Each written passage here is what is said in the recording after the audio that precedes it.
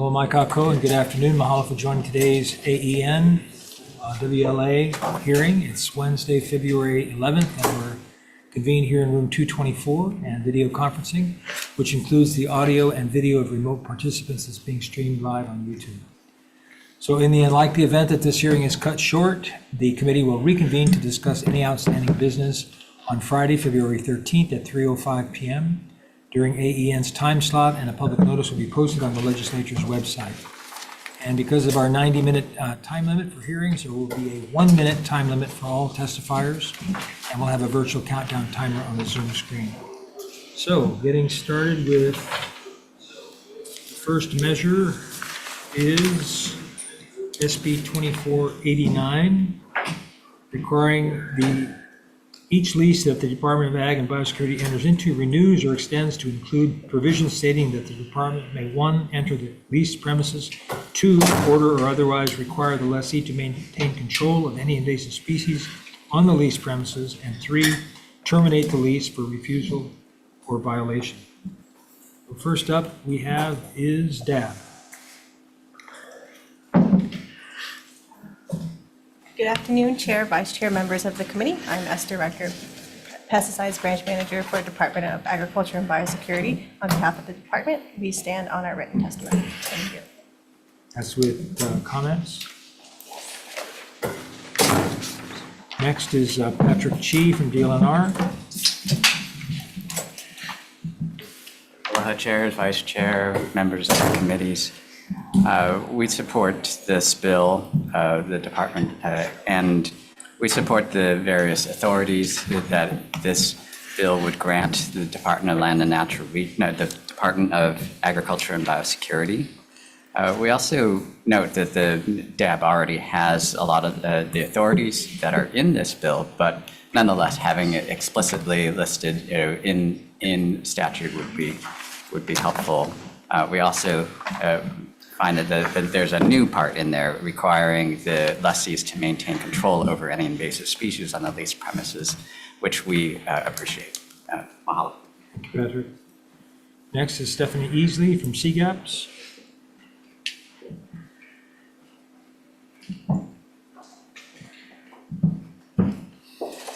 Aloha, chairs, vice chair, members of the committee. My name is Stephanie Easley with the Coordinating Group on Alien Pest Species. So reading, we're in strong support of this measure.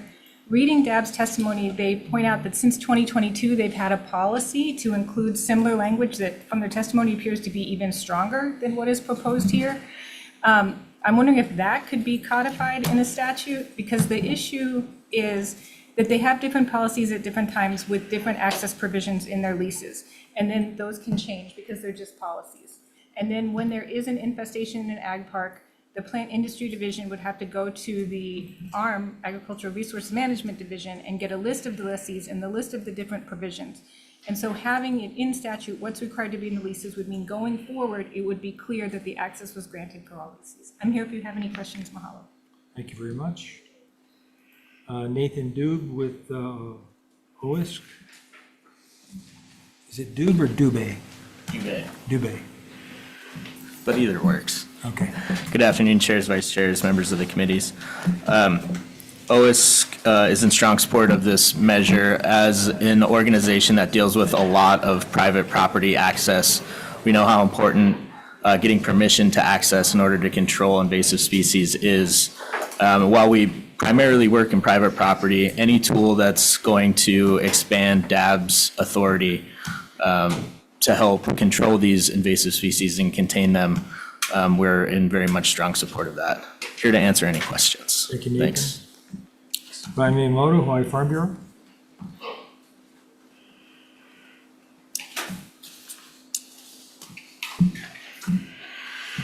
Good afternoon, chairs, vice chair, members of the committees. Brian Miyamoto here on behalf of the Hawaii Farm Bureau.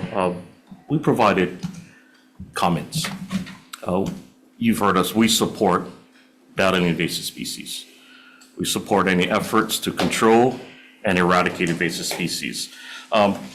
We do share some comments and want to make sure that, this is a measured approach, that reasonable notice is given and that the department works with the lessees. Our lessees, some of them in good faith, may be trying to do whatever they can to control invasive species, but maybe the neighbors aren't. Maybe it's not an ag park lessee. Maybe it's public lands or private lands. So again, considerations need to be taken from the department when it comes to the lessees who are in good faith trying to address invasive species. Again, we support any effort to tackle invasive species, but we do provide some comments of caution and make sure that we are working with our lessees to address this situation. Thank you for the opportunity to testify. Thank you, Brian. Nicole Galassi on Zoom, Hawaii Cattlemen's Council. Thank you, chairs, vice chairs, members of the committees. Nicole Galassi on behalf of the Hawaii Cattlemen's Council. We submitted our testimony with concerns about this bill, commenting, as it puts the responsibility and penalties onto the leaseholder, even if the invasive species were on the property prior to their management, which is often the case. And they are often making efforts to address the issues. But we recommend amending language towards ensuring the leaseholder cooperates with the state regarding invasive species, because it is definitely important for us to address on all lands, because invasive species do not pay attention to parcel boundaries. Mahalo. Thank you, Nicole. Anyone else wishing to testify on this measure? Members, any questions? Okay, we had 6 in support, 1 opposed, and 3 with comments. We'll move on to the next measure. SB 2310 appropriates funds for the removal of overgrown vegetation from the Kainahola stream. And first up is Dab.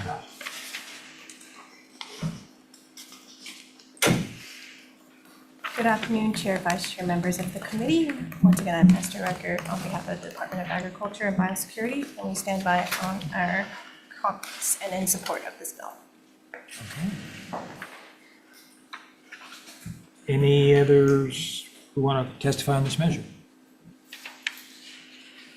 I got a question for Dab.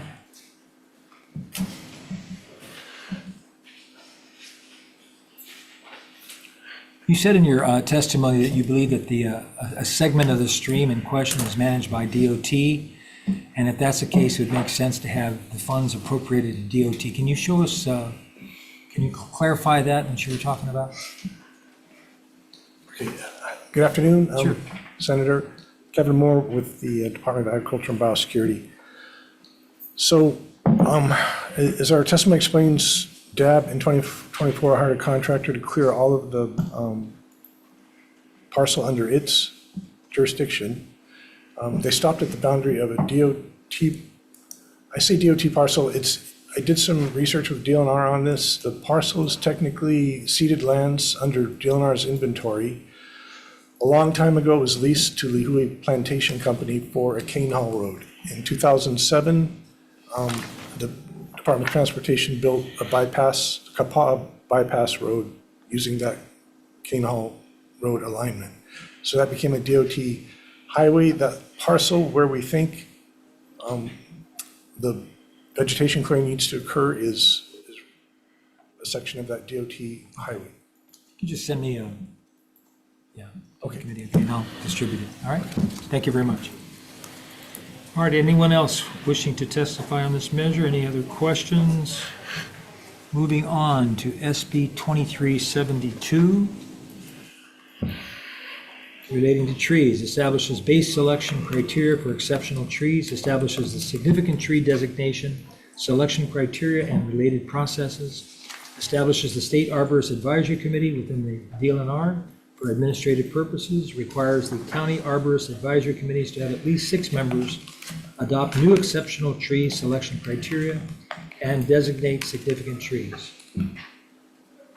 And directs the DLNR and UH to cooperate with the state and county arborist advisory committees to carry out the exceptional trees program.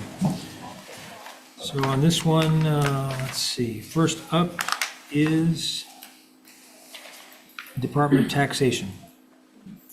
Department of Taxation. Yes, thank you.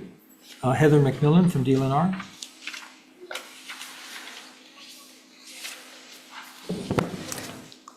Aloha, Vice Chairs and committee members. Thank you for the opportunity to testify today. I'm our state urban and community forester, and DLNR stands on its written testimony, which I won't reiterate here. I just want to add that exceptional trees may be beautiful, but trees are not beautification. They are critical infrastructure that we rely on for our survival. And so this bill offers a pathway to enhance the protection for those and provide some rewards and encouragement for people to maintain and protect these exceptionally large trees that really do provide the majority of benefits that we enjoy in the places where we live, our urban areas. Thank you. Thank you, Heather. Next is Winston Welch from Outdoor Circle. Aloha, Chair and committee members. Yeah, we stand on our written testimony, but just wanted to offer a couple micro amendments to that. As has been pointed out to us, there's 8 listed number of members on the State Arborist Advisory Committee. It actually, there's a counting error there, so it needs to be, it's 9, but only 4 are required beyond the 4 county arborist advisory positions. So we would just ask for a congruity there, just one more, as well as the small edit that was recommended by our colleagues at Trees for Honolulu's Future, which is to that the arborist advisory committees recommend trees to the various county councils who actually put those into ordinance based on the recommendations, and they go through a regular legislative process. And we really appreciate this legislation to advance our Exceptional Tree Acts, which really hasn't been modernized in over 50 years. So this is a significant and important improvement. So we thank you for your support. Okay, thank you, Winston. Anyone else wishing to testify on this measure? Members, any questions? Seeing none, we'll go on to the next measure, SB 2426, allowing DLNR to contract or form a partnership with private parties to assist with the maintenance and management of sunscreen dispensers at all state beaches, as well as publicize that the mineral-based sunscreen in these dispensers is more protective of the coral reefs of the state. Okay, SB 2426. First up is DLNR. Are you Charles Taylor? Yes, sir. Aloha, chairs, Aloha. vice chairs, members of the committee. Charlie Taylor on behalf of DLNR's Division of Aquatic Resources. We stand on our written testimony and support and are available for any questions. Thank you, Charlie. Next up is Ted Bolin with Hawaii Reef and Ocean Coalition.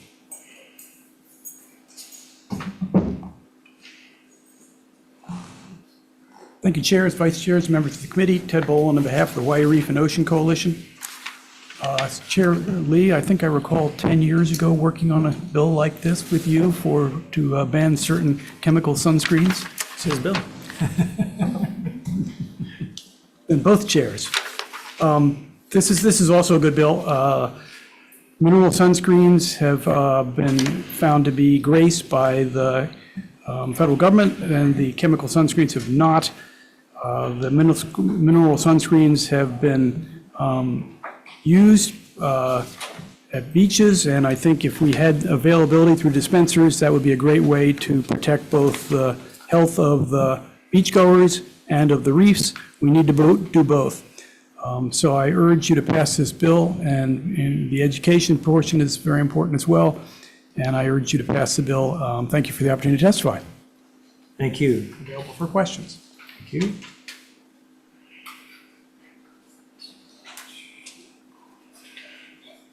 Lynn Miyahira from Public Access to Sunscreens. Hi, I'm on Zoom here. Hi, Hello, Lynn. yeah, sorry, on maternity You're leave. testifying as your baby. Just wanted Just to me, just me. Okay. It's nap time.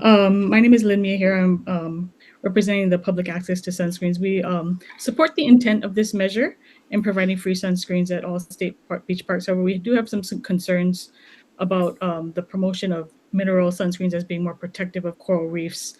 I understand that there's been some studies, but there is still, the science is still evolving on how much of an impact sunscreen chemicals actually do have on coral reefs. And there's also some look at it's in my written testimony, but mineral sunscreens also, in certain quantities, also can be damaging to marine life. So I would caution the our legislators in providing, materials that promote reef safe. And basically what I'm saying is that we could ban all the sunscreen in the world and it'd probably have very little effect on our coral reefs. So we should really focus and concentrate on things like lowering our carbon emissions and, focusing on things like cesspools and wastewater treatment that are really going to have a huge impact.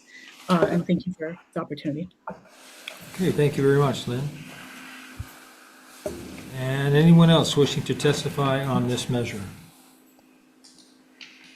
Members, any questions? Question, Senator Decoit?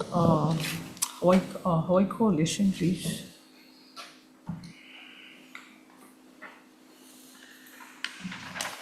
Thank you, Senator. Hi, Ted Boland for Hawaii Reef and Ocean Coalition. So, I don't know if this question is actually for you, but you're not part of the Skin Cancer Coalition as well, right? No, I'm not.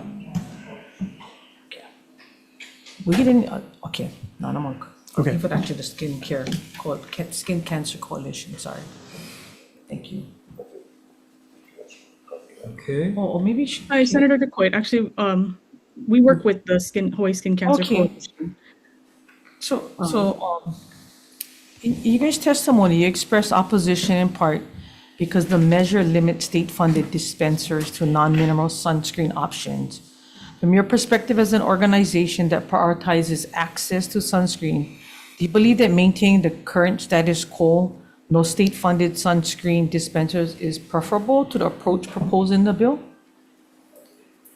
Well, I'm not technically representing the Skin Cancer Coalition. We do work with them, though. But I can say that what we want to do is make sure that the best sunscreen is the sunscreen you use the most often.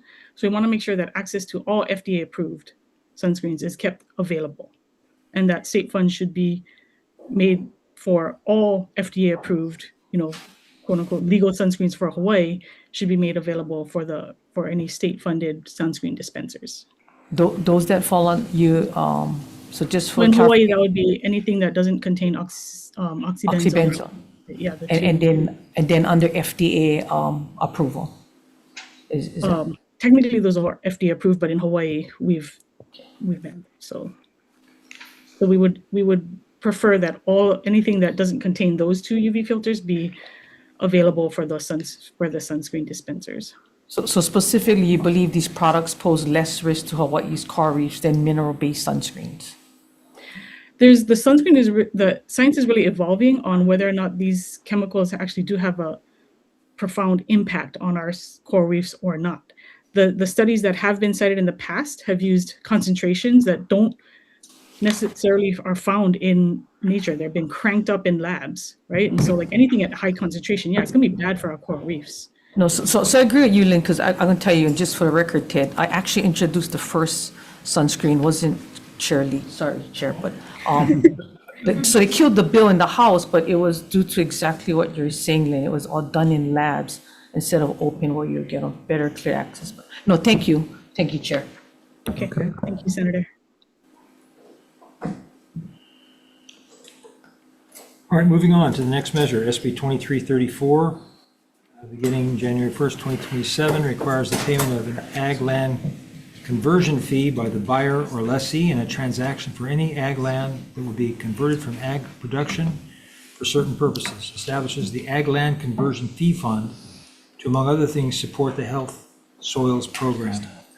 Requires all state lands used in the commercial production of ag commodities, including any lands under lease agreements with the Department of Ag and Biosecurity, to use an established metric to advance the adoption of conservation practices. Okay, first up is Dab.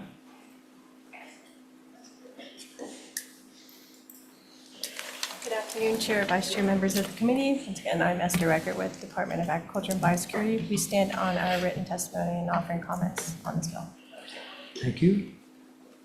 Next is Ted Boland from Climate Protectors Hawaii and Hawaii Reef Ocean Coalition. Thank you, Chairs, Vice Chairs, members of the committees. Ted Boland on behalf of the Hawaii Reef and Ocean Coalition and the Climate Protectors Hawaii. I think this is a good bill. It's very important to have land conservation and also healthy soil conservation. The one comment I would have is that the distinction between the section of the bill that has would strike solar and wind, I think should be removed from the bill. There's such a thing as agrovoltaics, which is being pursued in many other places, which provides shade for livestock and can be very useful. We need farmland as well as healthy soil to be preserved and renewable energy. So I would amend the bill to strike those two provisions. Available for questions. Thank you for the opportunity to testify. Thank you, Ted.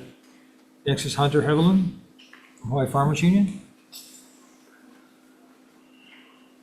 Aloha Chairs, Vice Chair Hunter Heveland on behalf of Hawaii Farmers Union. We're in support of the intent of this measure, and unfortunately, I think some of the ideas behind it may have been muddled in the presentation in the current version of the bill, namely that it references funding programs that are yet to exist within the Department of Agriculture. Our testimony doesn't clarify the situation all that well as it's referencing, I think, prior drafts of this measure. We support ensuring that there is effective governance over the uses of our agricultural lands. The idea for this emerged from work looking into our land study regulation systems and noting that other states have implemented conversion fees as a disincentive, ideally could be paired with incentives to ensure certain forms of activity are retained on agricultural land. And we view this as an opportunity to route resources from, say, conversion fees into programs like the one currently being proposed under the Climate Commission, which would create a healthy soils or conservation agriculture incentive. Thank you. Thank you. Brian Miyamoto, Hawaii Farm Bureau. Offers comments. Anyone else wishing to testify on this measure? Members, any questions? Seeing none, we'll move on to the next measure, SB 2925. Establishing in recognition of coconut trees as a source of food and water and as a cultural treasure. Requires DAB to establish rules to allow the use of coconut tree seed banks in the state. Requires owners or operators of property where any coconut tree is located to post and maintain a sign that clearly indicates that the coconut tree is a landscape palm when applicable. Requires DAB to establish labeling standards for non-consumable landscape palms and establishes an income tax credit for consumable coconut trees maintained through natural management practices. First up is DAB.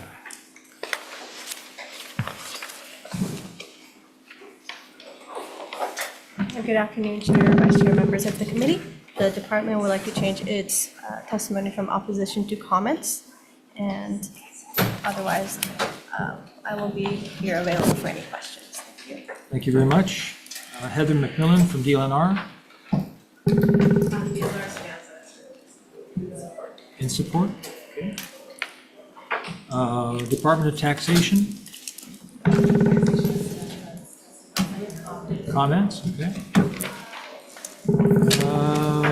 Mia Hunter on Zoom from Maui.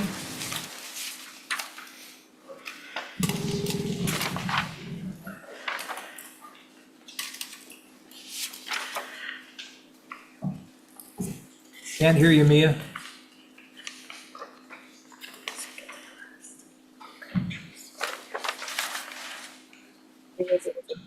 There you go. Start again, please. You're gonna have to turn up your volume or something. Can't hear you.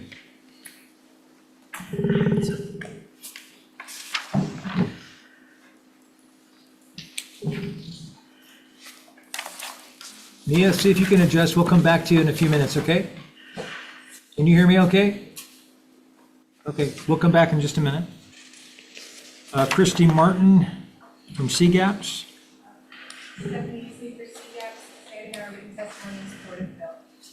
Thank you, Stephanie. Hunter Heveland, Hawaii Farmers Union. Brian Miyamoto, Hawaii Farm Bureau. Chair, Hawaii Farm Bureau will stand on its written testimony providing comments. Okay. Daniel Anthony. Here. Thank you. Good afternoon, guys. Pleasure to be before you today. I'm not going to make any assumptions that you folks are dealing with coconut rhinoceros beetle in your community. But here is the reality, is for the last 13 years, the Department of Ag hasn't had a plan to save coconuts. They've had a plan to save landscape homes. In this last 13 years, neither the cultural community, the subsistence community, or the practitioners have been involved in any of the decision-making. I feel that this can be dangerous in a place like Hawaii, which has such a unique and important culture, that the legislature is designed to protect and ensure that for future generations, we're able to subsist. And so we're here pleading and asking for help. We need your help to build a better, stronger relationship with the Department of Ag. You see, they are the key players in this invasive species battle. Yet their staff, they don't have any scientists, they don't have any practitioners, they rely on third parties. What we're asking is for your help to recognize that Hawaii has a special culture that needs to be taken into consideration when decisions are made. This bill is important because it will help the coconut trees be able to communicate with the community and tell us which trees are the safe ones to drink and which ones are not.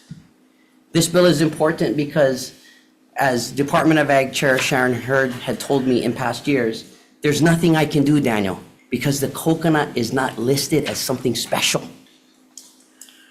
Now, I don't want to assume that coconuts are special in your district, but they are on my home and my farm. And my children depend on them. My 91-year-old grandfather consumes 20 to 40 coconuts per week. Some of the questions that the community has had in regards to the current strategy is really, how many coconuts do you need to drink from a tree that has been poisoned to be sick? And the reality is that there have been no studies made by the chemical manufacturers as to the safety of these poisons. Daniel, your time is up. Thank you very much. Thank you, guys. Yes, thank you. Thank you. Next is Nakai on Zoom. Not available on Zoom, Chair.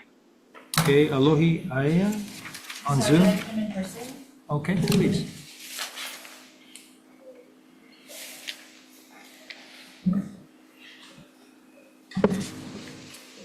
Aloha. O wau o alohi aia. He keiki o Wai'alai Nui. I grew up in Wai'alai Nui. I'm currently a resident of Kahalu'u, and I thank you for this opportunity to talk about this super important issue that we have facing our community. I walked outside. I haven't been here in about a year, and I was shocked to see the damage to our trees on our state capitol. So I know it's an issue that is impacting all of you because you see it every day. What this bill is trying to do is to give us some leverage to be able to more effectively, as a community, deal with the coconut rhinoceros beetle. We traveled to Kauai recently, and I did not realize how many trees there are that are community managed and full of nuts on that island. And I'm thinking that it's like that on a lot of the other islands. So we have to have a way to safely manage the trees across our Pai'aina and to really get our community involved in a way that it has not been involved before. And this is, I think, a super important step to doing that. Thank you. Thank you very much. Clayton Kubo on Zoom. Not available on Zoom, Chair. Okay, we'll go back to Mia Hunter on Maui. It seems like Mia is having technical issues with her microphone, but she does state in the chat that she wanted to affirm that MDOA stands by their written testimony and support. Okay, thank you.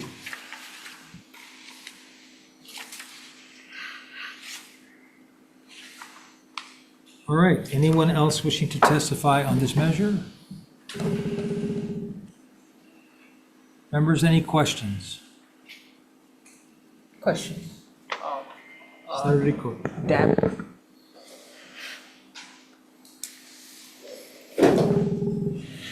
Hi, thank you for coming.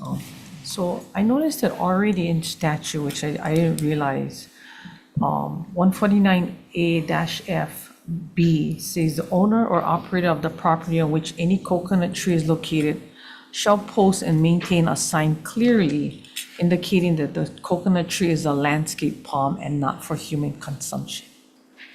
That is currently not in our rules. However, with this bill, it would, if this bill is passed, then it would become a law. And then So if that happens, how do you guys plan to initiate that? In other words, the enforcement of making sure that the signs are in place. yeah, So,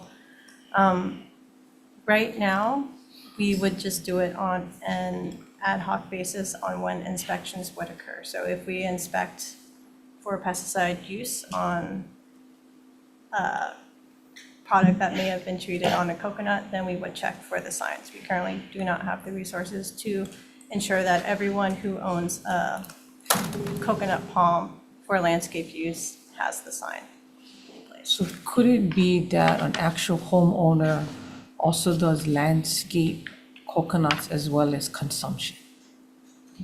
Correct. So it'd be anyone who has a coconut palm. If it's being used for landscape purposes, then they would need to adhere to the signage. So what happens at that point?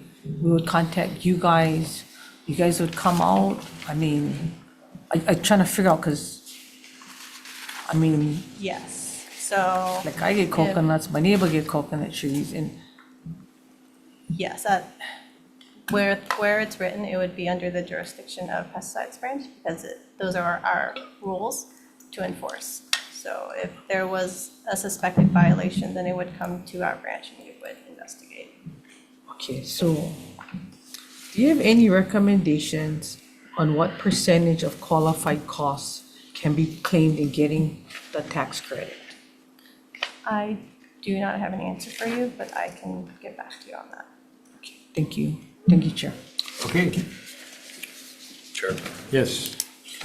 is it Daniel? Yes, sir. Yeah, could you come up and answer a few questions, please? Of course. First of all, I appreciate you being here.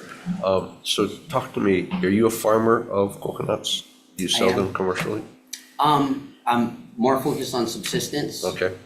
This coconut rhinoceros beetle has, we took a DOA grant 2 years ago, and since then have come under management of about 500 coconut trees on the east side of the island. Okay.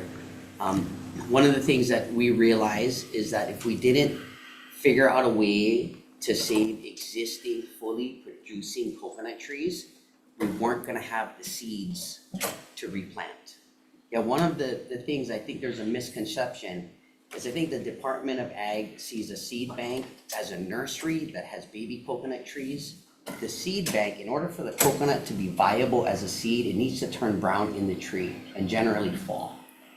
And so there's all kinds of liability issues around that. The idea is to flush out, is it 60 feet from a walkway, right? What are how do you have coconuts and have seeds and have them drop without liability is the question. The other question that this bill really answers is the liability around you don't have a tree that's labeled, it has been poisoned, someone consumes it, right? Article 12, Section 7 talks about native gathering rights, which coconuts are one of the things that traditionally is gathered for food and water. And so having an inability to figure out which tree is a landscape tree versus which one is a part of our food system is something that's gonna be necessary. Now, I know people are worried about how we're gonna afford to put signs on trees. I think the reality is the people that are concerned about liability are gonna be the first ones to do it. It's gonna be way cheaper to put a sign than get sued by someone for drinking a poisoned coconut. The other part I think is really critical and important, and this just talks about, I'm 47 years old. I had to buy professional climbing gear last year and I started climbing coconut trees. Yeah, I'm hitting 60 footers at 47 because there's not enough people out there participating in proper management. And what happens when you poison the tree? It's like taking chemotherapy. It makes the tree completely weak. And so as an indication to the climber and the person maintaining it, what type of additional safety gear is required? Because there are, as you guys have noticed, we had the big windstorm. Yeah, I saw Instagram that Kaniala Ing was eating a hamburger and a coconut tree fell over. And it was because it was full of CRB. Well, I think at this point, a falling coconut tree is more likely than falling coconuts. And how are we gonna address this is by people being able to be educated about what is this in front of them. So you are raising coconuts. I am, yes. How are you fighting CRB? Perfect. So I'm a Korean natural farming practitioner. Okay. I sit on the CGNF Hawai'i board. 8 years ago, I learned about this solution called Jadam sulfur. It's a homemade solution with sulfur that basically acts as a deterrent in the trees. What we've realized in the last 2 years is by simply feeding your trees on a regular basis, a healthy tree resists things like the beetle better than a tree that's not fed. So part of it is not, there's a strategy, there's not a single solution. The other part, and I just want to be straight with you guys, the number one solution to fight CRB is a fungus called Metarhizium anastopliae. And if you go to the CRB response team website, the Department of Ag website, DLNR website, they all list this fungus as being highly effective, yet it says unregistered in Hawaii. The chemicals that they're using are unregistered in Hawaii. They had to file for an exemption. What is the challenge with filing for an exemption to use a tool that you know is effective? Secondly, this fungus still allows for coconut trees to be edible. Now, Senator, I would invite you to come out and view the places that we are using the natural deterrents, and I can give you coconuts off trees that can be eaten right next to trees that are not maintained, that are completely consumed. Kahana is a perfect example. The trees at the beach park that have been poisoned are dead. The ones in my grandpa's yard, that yes, every month I'm in the tree spraying them regularly, are producing more fruit and are, some of them are bitten, yes. Okay, so I actually show up when you say come look. So if you could stop by my office and give me your contact information. 100%. Okay, so I Yes. appreciate that. Chair, Chair will thank be you. going along as well. Okay. so. Okay. You probably heard too. Awesome. Yeah. Okay, I appreciate that. Thank you. Thank you, for Dan. your insight. Okay. The final measure on the 3 o'clock agenda is SB 3323, relating to ecosystem rights, recognizes watersheds and coral reef ecosystems as legal persons with inherent and inalienable rights to exist, flourish, and naturally evolve. Establishes enforceable ecosystem rights grounded in public trust doctrine and Native Hawaiian customary stewardship. Authorizes citizen enforcement, restorative and injunctive remedies, civil penalties, and continuing duties of ecological repair, including for historic harms. Provides for open representation, community consultation, co-governance, and supremacy over conflicting laws. First up is DLNR, Charlie Taylor.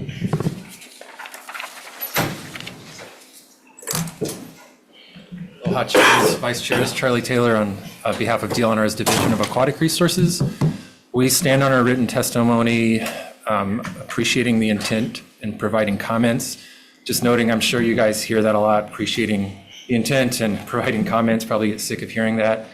But just wanted to really emphasize that the DLNR and the Division of Aquatic Resources, I don't think there are any other state employees more dedicated to protecting the Hawaii's ecosystems such as watersheds and coral reefs. We're very passionate about this. We're very dedicated about this, and that's why we support the intent of this bill.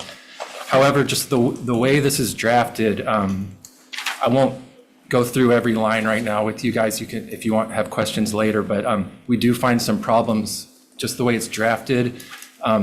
There could be some reading of this that would restrict almost all commercial fishing activities in the state, if read literally in this bill. So, and that causes concern for us, but we do really appreciate the intent and are very much supportive of protecting our watersheds. And I'm available for any questions. Thank you, Charlie. Next is the AG. Good afternoon, Chair Gabbard, Chair Lee, members of the committees. Deputy AG Alyssa Cowell on behalf of the Department of the Attorney General. Similarly to the Department of Land and Natural Resources, we appreciate the bill's intent and to strengthen environmental protections. However, we have submitted testimony in opposition of the bill. We have several significant legal concerns. Those were all outlined in our bill, but mainly they concern due process. It opens up liability to the state to claims and would allow people to put in for claims that go back to 1959, and that would open up the state to significant liability.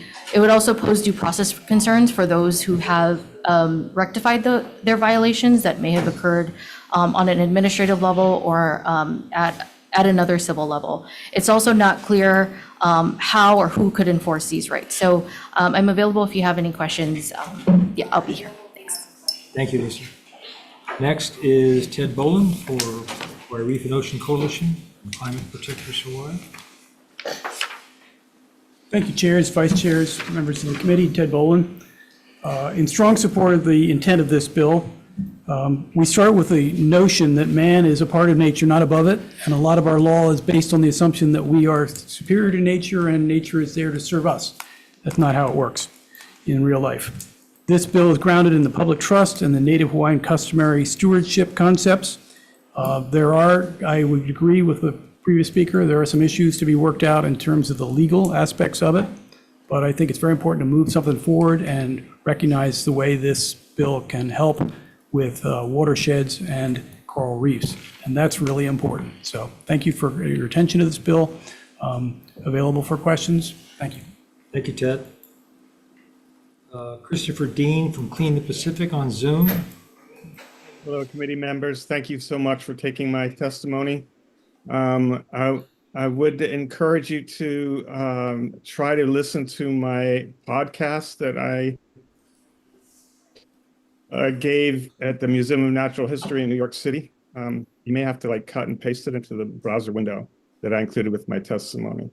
I would only also like to add that the coral reefs are the foundation for life in the ocean, and the ocean is the foundation for all life on this planet. And we are losing our coral reefs at an exponential rate. There are many reefs in this world that have declined by 80%. So if we take this bill seriously and we do everything in our power to save the coral reefs, well, we could conceivably stop this mass extinction event we're in. Thank you very much. Thank you, Christopher. Next is Dave Mullinux from Greenpeace Hawaii on Zoom. Aloha. Good afternoon. Aloha. Thank you very much. This is very exciting. This is long overdue. Corporations have been long-standing, have personhood, and they have legal standing to sue and to write contracts, etc. But their only responsibility or their only mandate is to make money. And they have no responsibility at all, they don't feel any, to take care of anything else but that. The fact that they have the right personhood and our actual ecosystem, our living, breathing ecosystem provides us life-sustaining energy, does not have that right. And so it's long overdue. It takes a while for these things to come around. I mean, women didn't get the right to vote until the 1920s. American Indians didn't get the right to vote until 1924. Women didn't have the right to have a credit card until 1974. So it takes a while for us to, catch up. But it's long overdue for our environment, our life-giving, life-sustaining environment. Thank you, Dave. Please summarize, Dave. Thank you so much. That's it. Thank you so much. Thank you, Dave. Thank you.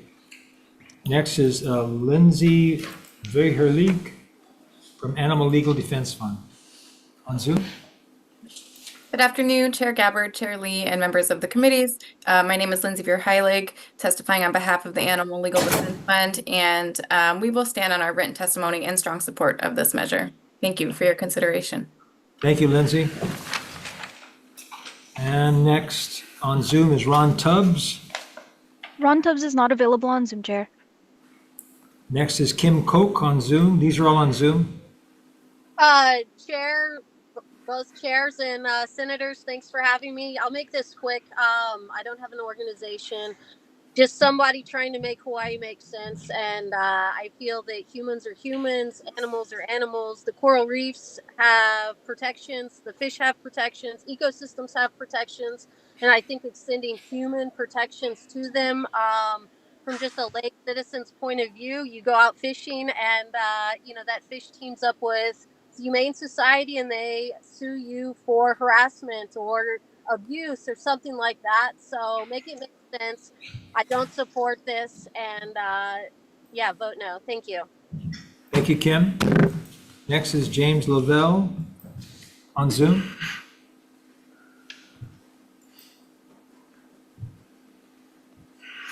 Yeah, Chair, I don't know if you can hear there. I got it on. Thank We can hear you, Jim. Excellent. Yeah, I just kind of concur with what Kim Coca just said. I think that this is kind of a little bit of an overreach. How can we possibly know what the fish and things, what they're thinking and what they want to do? So we already have rights for them, and giving them human rights seems a little bit like an overreach. So I would hope that you'd oppose the measure and vote no. Thank you. Thank you, Jim. Jeff McKnight.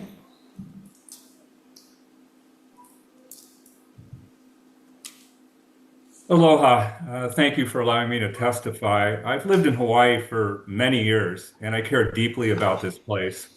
Over time, I've watched watersheds diminish and coral reefs fade and die, and each loss is personal because it's not only coral or water that is disappearing, but the life these systems support, the fish, the seabirds, the food they provide, and the balance that sustains communities across these islands. In Hawaii, we know that the health of the aina and the waters is inseparable from the health of the people. These ecosystems are living foundations of culture, nourishment, and future generations. This bill strengthens Hawaii's constitutional responsibility to protect natural resources held in trust for present and future generations while working alongside existing law to provide restoration and accountability when ongoing ecological harm continues, and while preserving lawful cultural practices, subsistence uses, and Native Hawaiian rights. Protecting reefs and watersheds is not about closing the ocean. Jeff, please summarize. Jeff, your time is up. Yeah, it's about making sure the ecosystems that feed our communities can recover, endure, and sustain future generations. The moment's urgent. What we choose to protect today will determine what remains tomorrow. I respectfully urge you to pass this bill. Thank you. Thank you, Jeff. Thank you. And next is Britt Gondolfi. Hi, my name is Britt Gandolfi. I'm an attorney and rights of nature advocate with Bioneers. And thank you for allowing me to testify. I want to demystify the notion of legal personhood ascribing human rights to animals. The rights of nature movement can be seen clearly and practically implicated in the Endangered Species Act, which the state of Hawaii has had some of the most incredible wins in enforcing the Endangered Species Act. This doesn't give human rights to ecosystems, it makes ecosystems representable.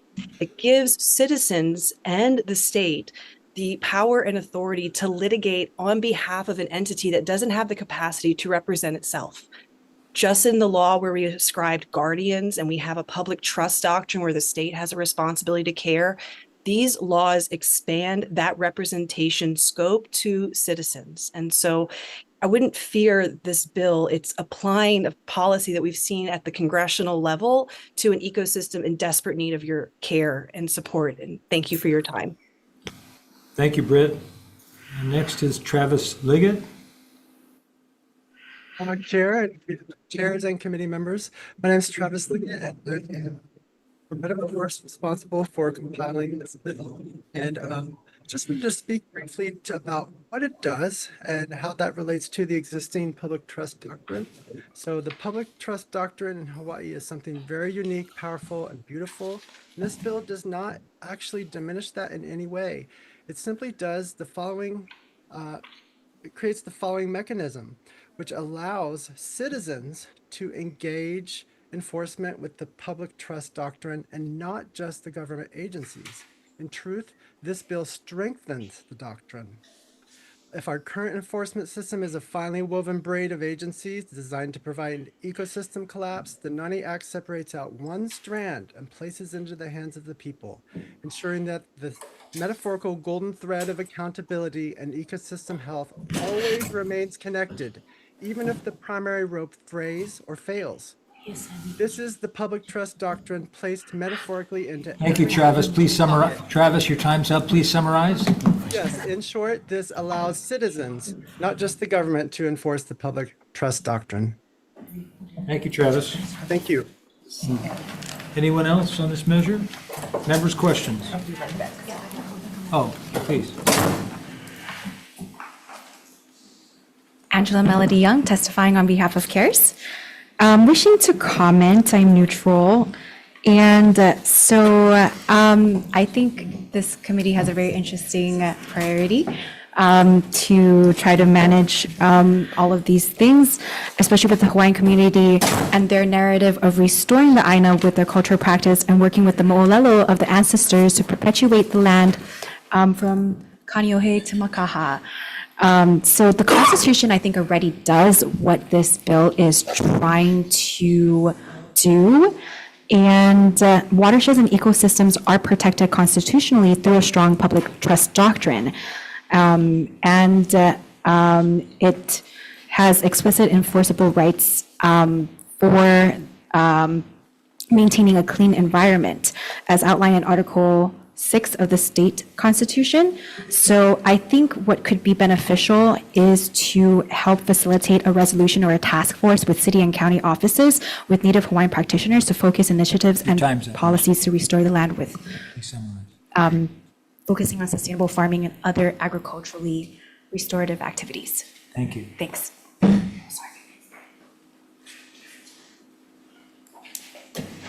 Okay.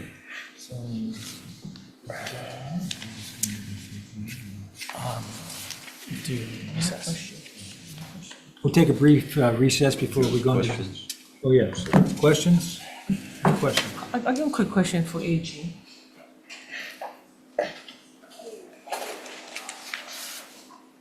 Hi.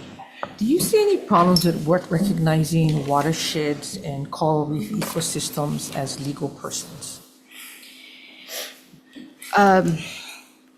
I can't give you I think that there would be an issue with how it's done in this bill. I think that both the public trust doctrine and the regulations that, concern watersheds and coral reefs do adequately protect, or they are tools that can be used to adequately protect those streams. And we do hold them as high regards as part of the public trust. Okay, thank you. Thank you, Chair. Quick follow-up. You made a comment about liability and opening that up. Could you just expand on that a little bit, please? Sure. So in short, the bill opens up, or it says that anybody can sue for, and I'm oversimplifying a bit, but it says that anybody can sue for environmental harms going back to the date of statehood, even if a matter was settled or if it was already pretty much adjudicated. And so what that means is that if you've had a harm in, let's say, 1960, somebody could come and bring a claim for that environmental harm. And it would make it very difficult for the state to litigate that case. I mean, we could, attempt to exert our defenses, but it would open it up to a lot more claims against the state. Does this bill equate a human being to the environment? It's not clear from this bill, and that's part of what our testimony is that it doesn't define, it says anybody can bring a claim for the environment, but we're not sure how that would actually play out. Okay, because I completely agree with the public trust doctrine, but equating human and dead, I don't agree with you on this. Because if we do that, and it's the same reason I don't support animal rights. I support humane treatment and care and stewardship. But I am concerned about this, so thank you. Thank you. Anyone else? Yeah, if I can chime in a quick one, just in my mind since you're here. If we're going more specific to what Senator Richards is asking, and it can go all the way back to statehood, let's say somebody sues UH for introducing gorilla ogo in Kaneohe Bay. What are we saying? Introducing for murder of the reefs? Well, that's, Environmental murder? Like, what are we suing for? yeah, so that's also not clear in the bill because it says that not only could any person, right, like bring a claim for introduction of the ogo, it would say that you could kind of make a, I mean, I hate to simplify it, but you can kind of make up your own claim. So that's why we're saying, based on how this is structured, it's not clear how we would even enforce or defend against that. Thank you. Okay, we're going to take a brief recess for decision-making. We'll be coming back on the 1 o'clock, the 3 o'clock agendas.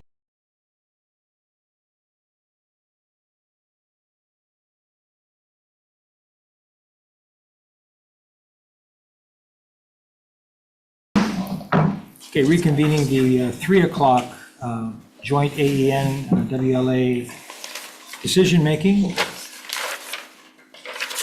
First up is SB 2489. Chair's recommendation is we want to continue the conversation on this measure, so the recommendation is to pass as is. Any discussion or comments? Chair votes aye. Vice Chair? On Senate Bill 2489, passing as is. Chair votes aye. Vice Chair votes aye. Senator DeCoite? Aye. Senator Rhodes? Aye. Senator Awa? Chair, you have 5 in favor. Thank you, members. Thank you. Committee on Waterland, same recommendation. Okay. For the Committee on Waterland, Culture, and the Arts, Chair's recommendation to pass SB 2489 unamended with 5 members present. Any voting with reservations? Any no votes? Okay. Hearing none, Vice Chair, Chair Lee. Measure is adopted. Thank you. Okay, moving on to SB 2310, having to do with the overgrown vegetation from the Kainahola stream. Chair's recommendation on this one would be to pass with technical amendments, including deferring the date to July 1st, 2050. Also, will blank the appropriation amount and insert it into the committee report for consideration. Any discussion? Chair votes aye. Vice Chair? On Senate Bill 2310, passing with amendments, Chair votes aye. Vice Chair votes aye. Senator DeCoite? Aye. Senator Rhodes? Aye. Senator Awa? Chair, you have 5 in favor. Thank you, members. Waterland Committee, same recommendation. Okay. Chair's recommendation to pass SB 2310 with amendments with 5 members present. Any voting with reservations? Any no votes? Measure is adopted, Mr. Chair. Moving on to SB 2372 relating to trees. The chair's recommendation on this one will be to pass with VOTAX's suggested amendment, as well as technical amendments, revising page 8, line 13, to increase the minimum number of arborist advisory committee members from 4 to 5, and deferring the effective date to July 1st, 2050. Any discussion? Chair votes aye. Vice Chair? On Senate Bill 2372, passing with amendments of the 5 members present. Anybody voting with reservations? Any no votes? Chair, you have 5 in favor. Thank you, members. Waterland Committee, same recommendation. Okay. Chair's recommendation on SB 2372 to pass with amendments with 5 members present. Any voting with reservations? Any no votes? Measure is adopted, Mr. Chair. Thank you very much. Okay. Moving on to SB 2426 relating to environmental protection, having to do with sunscreen dispensers. The chair's recommendation will be to pass with an amendment to defect the date to July 1st, 2050. Also will blank the appropriation amount and insert it into the committee report for consideration. Any discussion? Chair votes aye. On 2426, I'll be voting with reservations based upon testimony about making all legal sunscreens available. Okay. And then Chair, same with reservations, trying to get a better understanding because there's no scientifically meaningful definition for the term reef-safe sunscreen. So for that reason, I'll be voting with reservations. Okay. So Chair votes aye. Vice Chair? On SB 2426, passing with amendments, Chair votes aye, Vice Chair votes with reservations. Senator Decoit? Reservations. Senator Rhodes? Aye. Senator Awa? Aye. Chair, you have 5 in favor. Okay, thank you, members. Committee on Water, Land, same recommendation. Chair's recommendation on SB 2426 to pass with amendments with 5 members present, any voting with reservations, any no votes. Measure is adopted, Mr. Chair. Thank you. Okay, moving on to SB 2334 on ag land conservation. The chair's recommendation is to defer this indefinitely. This bill's not ready for prime time currently, and so we're not going to be moving it forward. Moving on to the next one, SB 2925 on coconut trees. Let's see here. The chair's recommendation will be to pass with an amendment to defect the date to July 1st, 2050.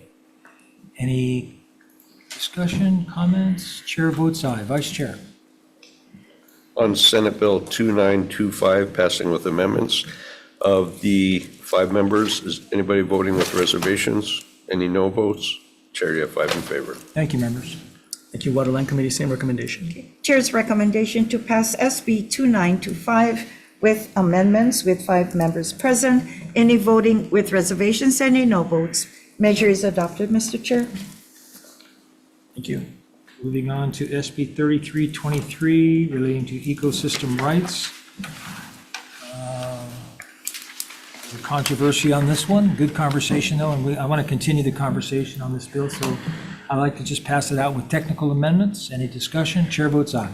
Chair, on Senate Bill 3323, for the concerns I have stated, I'll be voting no on this. I completely support the public trust, but I don't think this is the right way to do it, so I'll be voting against it. On Senate Bill 3323, passing with amendments, Chair votes aye. Vice Chair votes no. Senator Decoit? No.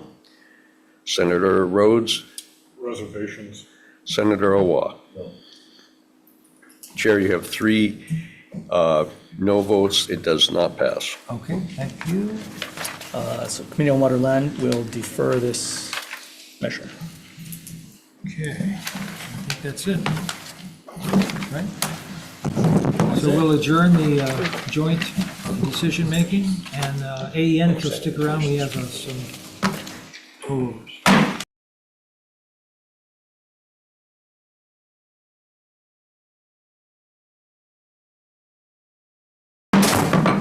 Reconvening. Well, actually not reconvening. We're convening the 4 o'clock decision-making that was deferred from last week. So beginning with SB 2332,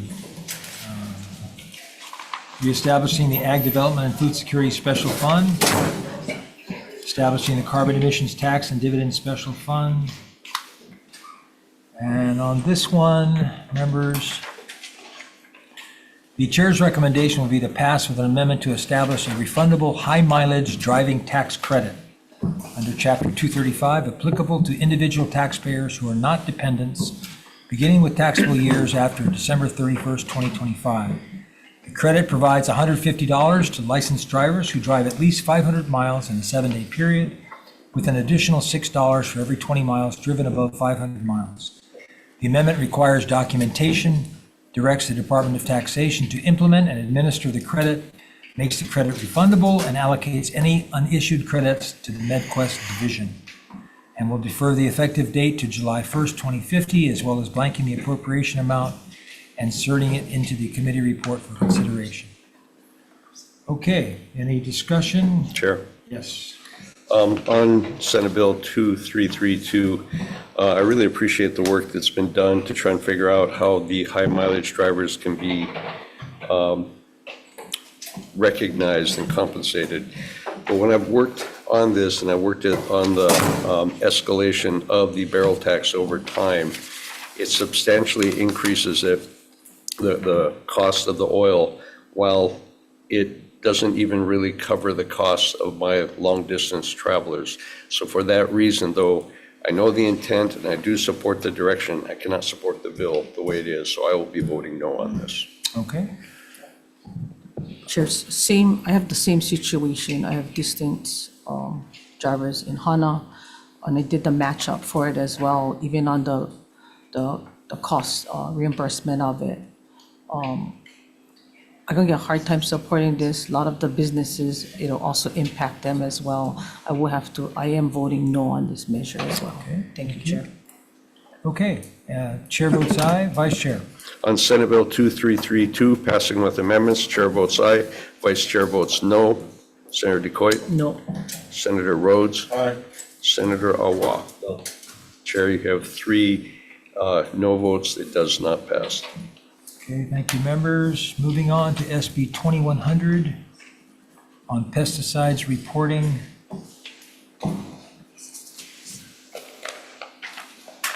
The recommendation on this one will be to pass with the Department of Health's suggested amendment to exempt the Department of Health from reporting requirements and deferring the date to July 1st, 2050, and also noted in the committee report of DAB's additional funding request for consideration. Any discussion? Chair votes aye. On Senate Bill 2100, passing with amendments, Chair votes aye. Vice Chair will vote with reservation. No, I will vote aye on this one. Senator DeCoit? Reservations. Senator Rhodes? Aye. Senator Awa? No. Chair, you have 4 in favor. Motion is adopted. Thank you, members. And moving on to SB 2103, having to do with buffer zone and pesticides. The recommendation will be to pass with the Department of Health suggested amendments to exempt the Department of Health from reporting requirements and licensed pest control applicators operating under existing regulatory frameworks. Any discussion? Chair? Yes. I'll be voting with reservations on this. I am concerned about added paperwork. Okay. Chair, just clarification on the amendments. Who's asking for the exemption? DOH. So, okay. Yeah. And DLNR. So Chair, I got a problem with this bill. I think if we look at on safety, that nobody should be exempt, regardless whether it's DOH or DLNR. But I'm gonna be voting a reservation. Okay. Chair votes aye. Vice Chair? On Senate Bill 2103, passing with amendments, Chair votes aye. Vice Chair votes reservations. Senator DeCoit? Reservations. Senator Rhodes? Aye. Senator Awa? Aye. Chair, you have 5 in favor. Motion adopted. Thank you very much. And on SB 2713, related to buffer zones, Chair's recommendation will be to pass with the Department of Health's amendments to provide an exemption from the buffer zone requirement, as well as exempting wood preservative pesticides from the buffer zone, and make technical amendments. Any discussion?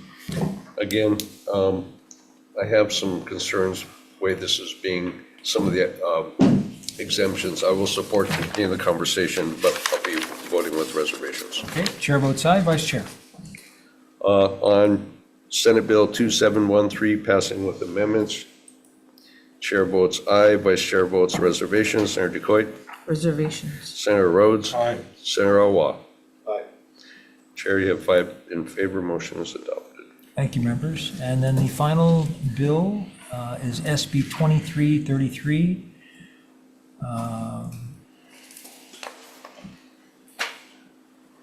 Having to do with neonics or neonicotinoids.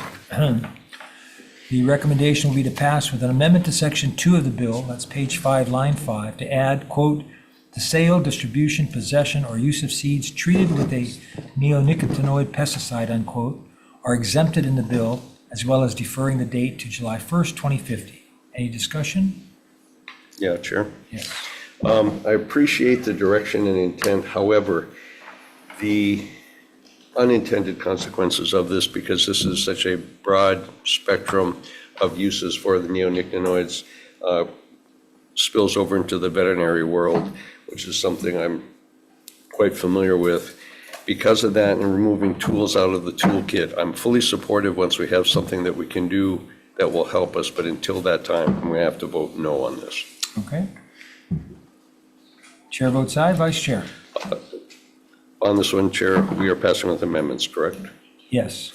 On Senate Bill 2333, passing with amendments, Chair votes aye, Vice Chair votes no. Senator DeCoit? No. Senator Rhodes? Aye. Senator Owa? Hey, real quick, can I comment before this one? Sorry. Because we've done this twice before and it's come down to this, and I've killed it with you guys before because of some of the things that Senator Richards mentioned, especially for out in my district in Punaluu, the papaya farmers, they need this or they cannot, there's nothing else. But the difference between those sessions and this past session has been our use, city and state, injecting trees with this, our coconut trees. I do not agree with that. I know this doesn't stop that, but I hope that it goes farther and it does stop that. So this year, yeah, I'm voting yes. Yes, okay. Okay. Chair, you have 3 in favor. Motion is adopted. All right, members, thank you very much, and that adjourns the 4 o'clock agenda.